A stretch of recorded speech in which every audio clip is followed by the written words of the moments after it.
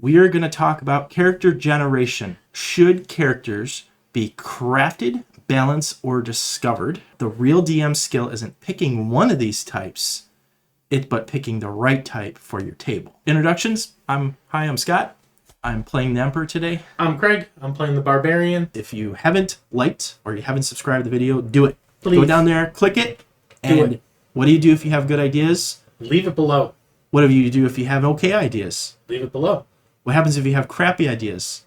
Still leave it below. There's nothing better than taking a crappy idea and running with it. 100%. Caution, be the wind.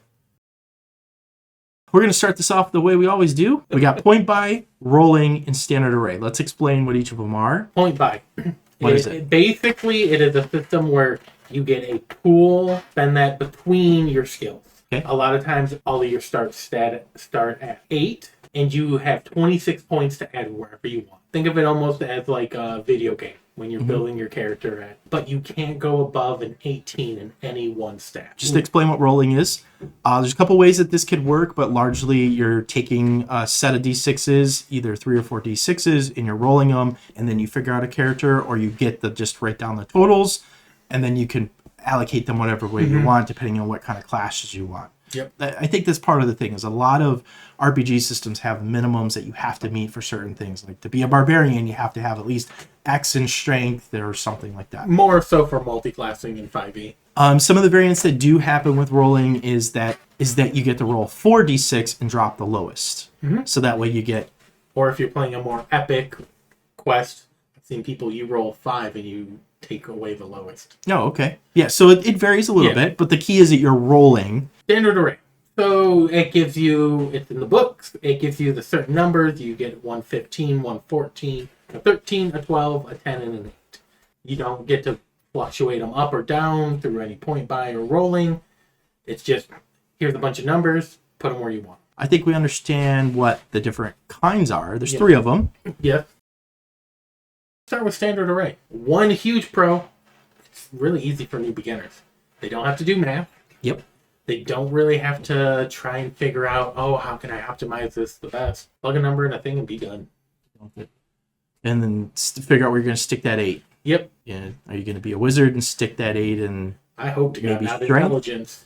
Yeah. It's really good for making a flaw. So it's a quick for character creation. Yep. Because you already have the numbers. I don't have to do any extra steps. Beginner friendly, like we talked about.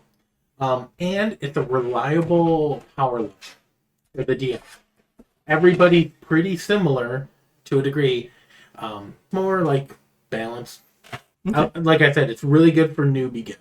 Yeah, they can jump in instantly. No analysis paralysis. Yep. No math. There's not a whole bunch of math involved. No. Not adding D6s together or any of that. It kind of avoids bad rolls without needing to optimization knowledge. Yeah. Knowing, it really doesn't matter if it's a low number that I rolled. It's whatever. Like all those stats in the standard array are pretty good. They're not like awful. They're not great.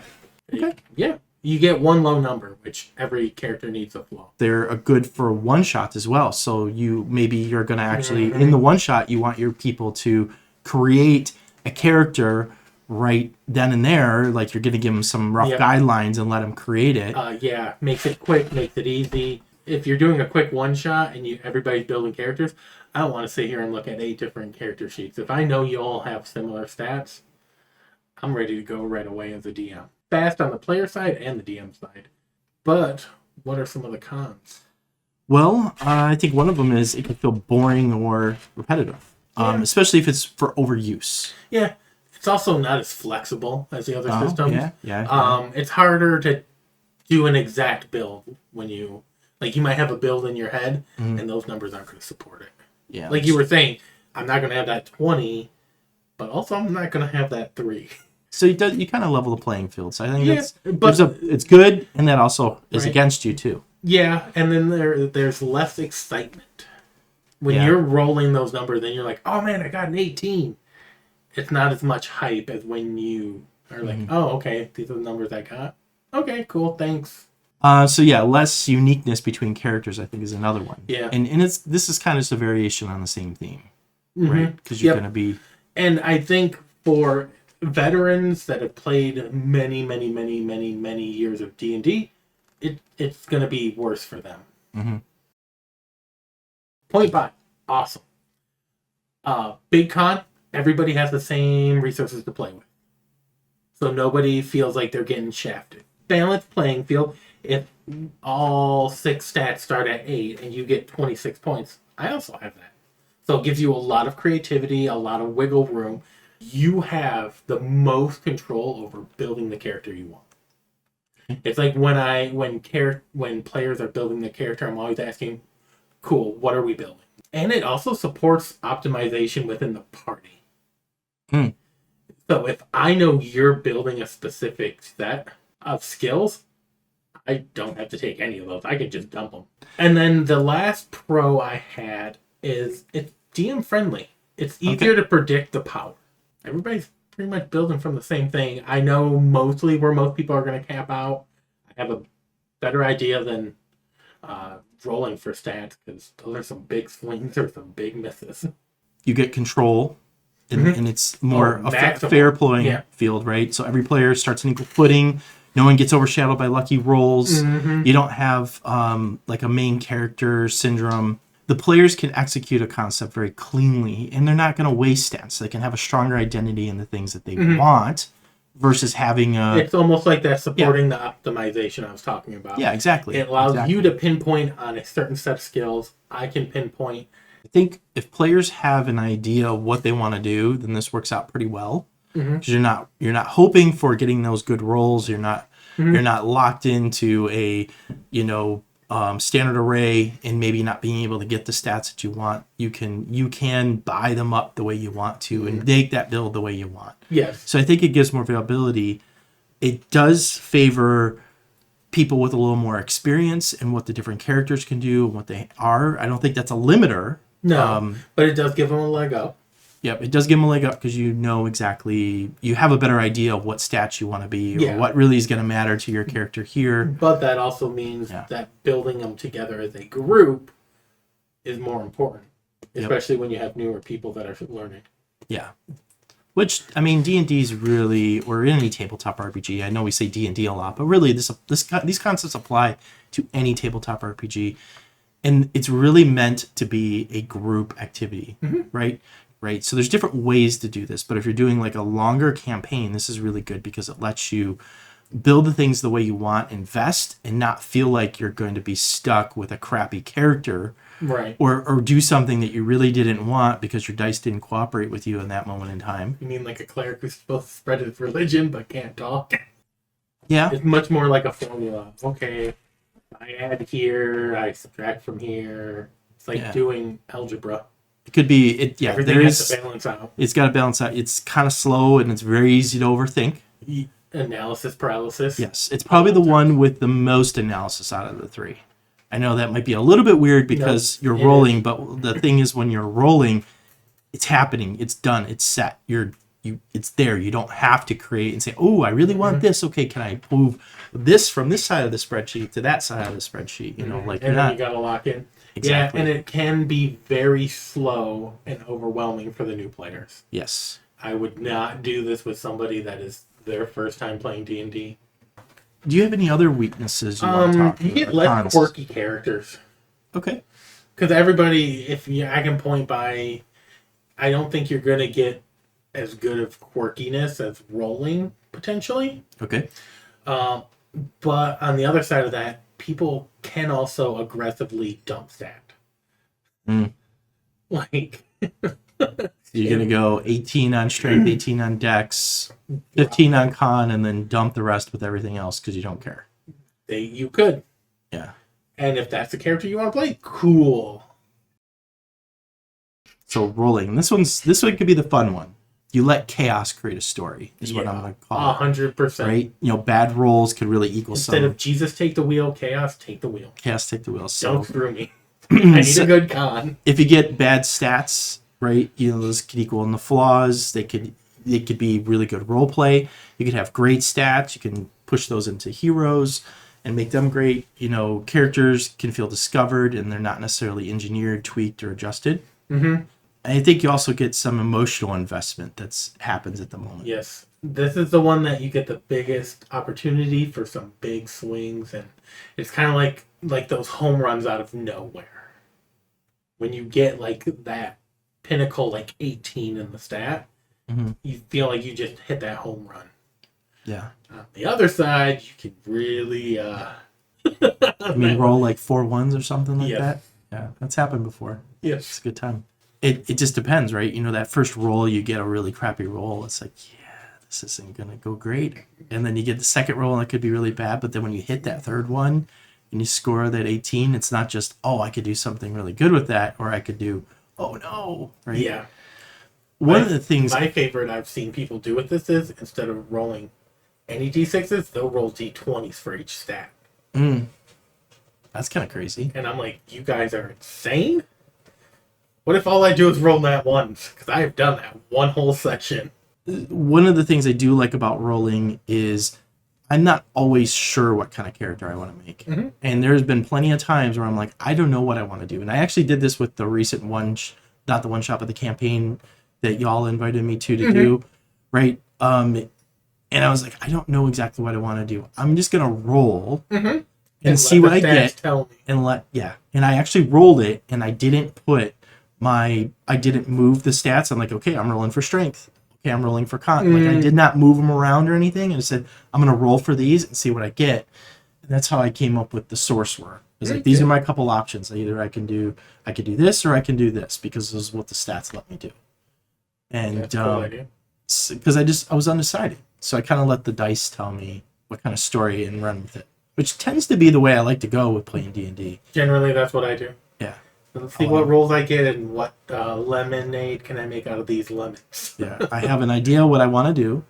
I'm going to roll the die. I'll communicate what I'm thinking about doing. I'll roll the die and let me narrate it. I want to go and have that good time with it. Right. Like, yep. What about some of the cons of rolling? It can be 100% unfair.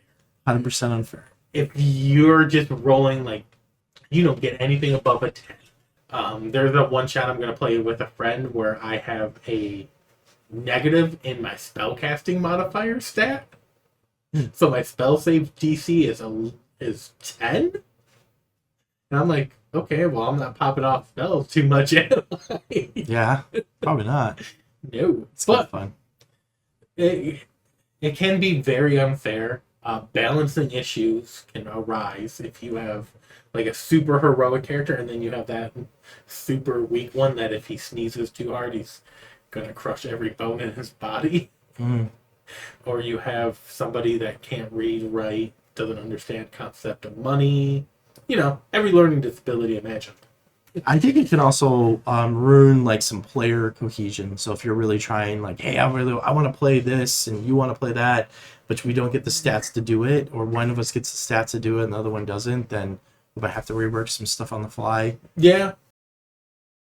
I get some hybrid ideas. Okay. Some ways that I've thought of, done, experienced, imagined, whatever. And I thought of a couple more along the way, but we'll see. Okay. So one is you roll. And then you have a point by fallback. So if your stats are really bad, you switch to a point by. So you give the players an option to roll, and if it turns out to be complete dog water and they don't get what they want, then you give them the option to be able to switch over to a point by. Okay, so I think that's one hybrid, and I think that's probably the most common thing that usually happens is you, like, well, if you don't like that one, you could do this one, or you're just giving players the choice to do whichever way they want to do it. So the other one is a standard array plus one roll wild card. So you get the standard array, but then you get the roll, for a stat, and then you can use that into the standard, like it's inserted into your standard array. I like that, but you got to keep the 8. There's got to be a thing that you can't drop the 8. Yeah. I agree with that, because when people are playing, I want them to have one stat that they're just crapping. It needs to be below a 10 is my thing. I want you to have a negative on it. Yeah. I don't care what it is. If you want it to be a 3, go for it. If you want it to be an 8, that's fine. But it needs to be something that's below a 10. Some of my dumbest characters have been my most favorite. Idiot Sandwich? Awesome. Dude had a cookbook that he used as a coloring book. It's funny. So it's like if everybody is awesome in every stat, like what are you bad at? Right? I mean, you can tell. Go back to Lord of the Rings. Aragorn wasn't great at everything. No, He needed Legolas for some things. And who was going to toss the dwarf otherwise? exactly. But don't tell the elf. Don't tell that elf. I think it's just kind of required. That's something that I want my players to do when we do a campaign. Mm-hmm. I want them to be. It needs to be variable. Yeah, everybody's got to have a flaw. Yeah, can't be awesome in everything. That's not going to be the case. So, the other one is a party pool system. Okay. First way is the full array party system. So you roll however you want to do it. One person does 2 rolls, another person does 2 rolls, whatever. But you roll the d6s, you come up with that stat. That stat gets inserted in, and now that is your standard array. Oh. So if the party rolls an 18 and somebody rolls a 6 and whatever, it's part of your stats. You got to use that as your standard array and make your character off of that. I like that. So that I think is have each player roll 1 stat. Yeah. I mean, if you got enough players for it, or 2 people roll 2 stats, or whatever, however you want to divvy it up. Oh, but I do yeah, like that. that's exactly what it is. So there's a couple more permutations of this. So the other one is everybody, you're going to do strength, and everybody's going to roll for strength, and then you pick the best. Now that could get really crazy because that's going to create those overpowered characters. You could. But maybe you want that more epic tone, though. Yeah. Choose the right system for the tone you're going for. Exactly. And then there's the party pool system where everybody's going to roll for like stats. Like they all roll for stats. And so you have 3, say you got 3 people. So you're going to roll 18 sets of stats because 3 times 6 is 18. We could do math. Yay. And then you get to pick from those. So it's hey, I really need an 18 on this. Okay, well we only have like 118. All right. Well, so you have a pool of numbers to draw from. I like that. A full pool. Now all those can get a little wild really quick, especially that last one. Where but they people can be really fun. It could be, but you gotta set some. So once somebody takes that, it's out of the pool, right? Yes. You gotta play with some really mature and some really, really cool, chill people. Because I could see that getting out. Yeah. Super quick. But I do like it. That's the system I've ever heard of. I did like the variant that you talked about was rolling a d20. And oh yes. Yes and no. That would be insane. It could scare me quite a bit. You just roll a bunch of nat ones, like yeah, because a lot of monsters have abilities that drain your stat. And once any stat goes to 0, die. I would say that if you did it with a d20, you'd probably set something like you can't go below, like even if you rolled a nat 1 or a 4 or 5, you can't go below a 6 or something. That's like fair. You might be able to do something like that. I got a couple of clashing things for you. 1, 2, 3, 4 of these. Okay. And I want you to give me which generation method you might pick, or just thoughts in general. Okay. Right. So we're talking about fairness versus the story. Someone would be like, fairness, you can kind of create better group experiences, right? So if I'm going to have something that's going to be more fair, then maybe I want to pick a standard array. Yes. I'm going narrative. I would go point buy. Point buy for narrative? I think so. Just on the sheer fact that it's way more customizable. I have a better chance of building the exact character I want. And I think you can have to let the dice tell the story a little bit, and you roll and see what happens. Like I was talking about with my character. But if I'm picking which one's going to work best, point buy is probably going to work best for your narrative. So what about player skill versus dice fate? So if we're talking about different things there. So if I was going more player skill, I would go something that's a little bit more of a standard array because I know what I need to be able to manipulate or use the things. Now you have materials to be able to help you, like books and online articles and things like that. But if you're talking about having like the skill to be able to understand it, then maybe standard array might work a little bit better. Yes. What was the other? Dice fate, which is 100% rolling. Yes, 100%. So, and I would even say that D20 one. Maybe the D20 one. Buck wild. So how about, I got another one here, party balance versus spotlight drama. So if I Okay, was you described spotlight drama because I need so that. like you got somebody that wants to be like main character energy all the time. If Um, you had somebody that was trying to do spotlight drama, then maybe they might want to go rolling because they can get that big role maybe, but and make I'd it also feel happen. like they'd go point by They could go point by two and just make so they get can them secure stats. the exact 2 to 3 that they need. Yep. Because most likely they're probably going to go bard with icon, a wizard, or a fighter. Yeah. And they're gonna pop in those stats where they need them to go. Or if we were going old 5e, they'd go paladin and just be critting all the time. But now they can only crit. And if we're talking about party balance versus spotlight drama, so if we're trying to balance out the party, I'd probably go standard array. and then what about the last one that I had here, just ideas and concepts of comparing the different ones, is new players versus veterans. 100% new players are getting a standard array. Yep. It's easy, quick. They don't have to think a lot. Veteran players, throw something new at them. Throw something at them that they haven't seen before. Okay. Do that weird point buy thing. Everybody rolls a ray and let's throw it in the pool. Let's get weird. Yeah. Okay.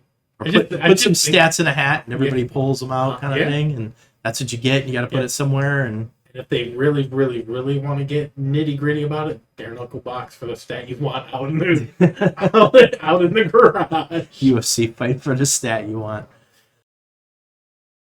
This is a DM checklist and is meant to be for when you use each of the different types of systems we talked about. So this is going to kind of be a regurgitation, a little bit of what we talked about, but it's a checklist form. Okay. So when to use the point buy system. Yes. Okay. We use point buy. If you have a long campaign, Okay. if you're mixed player skill levels, I like that. and then balance matters for design encounter design. This is kind of a little bit with the DM. I mean, this is all DM, but like when would you mostly want to choose I would that? check off on all of those. Yeah. No problems with any. So far, so good. So far, so point by. When to use rolling. Okay, so rolling would be you got a role play heavy group, so they want to really I like that. right Yep. get the idea behind that because your dice are gonna maybe do some crazy stuff and you kind of want some crazy flaws or some creative applications. 100%. Players embrace chaos, right? Yep. So you got somebody that just rolled 3, they just did their things and 3 other stats are going to be like a 6, 7, and an 8. Have fun with that. It should be good times. You're okay with power gaps. So you're going to have somebody that might be really overpowered on this or really crappy in that. And it could be a mix mash between the players in the team. You have one dumpy character or one character that's awesome.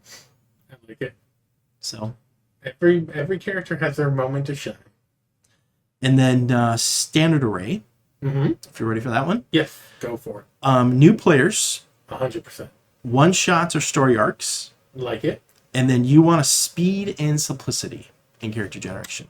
So I standard like array. all of that. Yep. Yeah. Check. So I think that's kind of a summary of what we just talked about, but it's a nice little checklist for if you're a DM and you're trying to decide which one and which way to go. And we can't disappoint the fans. They love our checklist. Yes, I like my checklist. They're all natural. I pretty much translate everything into a checklist or some type of list format. Can we start the session off with, should characters be crafted, balanced, or discovered? And it was kind of a hint to each one of these things. So if they're going to be balanced, I would say that's standard array. Yes. If they're going to be crafted, then you're probably going to use a point buy system. And if they're going to be discovered, That's rolling. that's rolling, right? You're going to do something. I like it. Look at you And- being sneaky. I don't know about that. And then do you want your hero to be fair or legendary? Always legendary. And so if legendary, that's where we go in where standard array, it can be, you can make legendary character. I think that's going to require more role play. It's going to require more action on the player's part to be able to do things. But if you want it to be, if you really want the dice to tell how legendary that character is going to be, I think rolling is the way to go. And you know what? We're going to take it a step further. Rolling with D20s. D20s. Because only legends will do that. Okay, my next character, that's what I'm doing. I know. I'm going to try it. We're going to do it. We'll do it live right after this.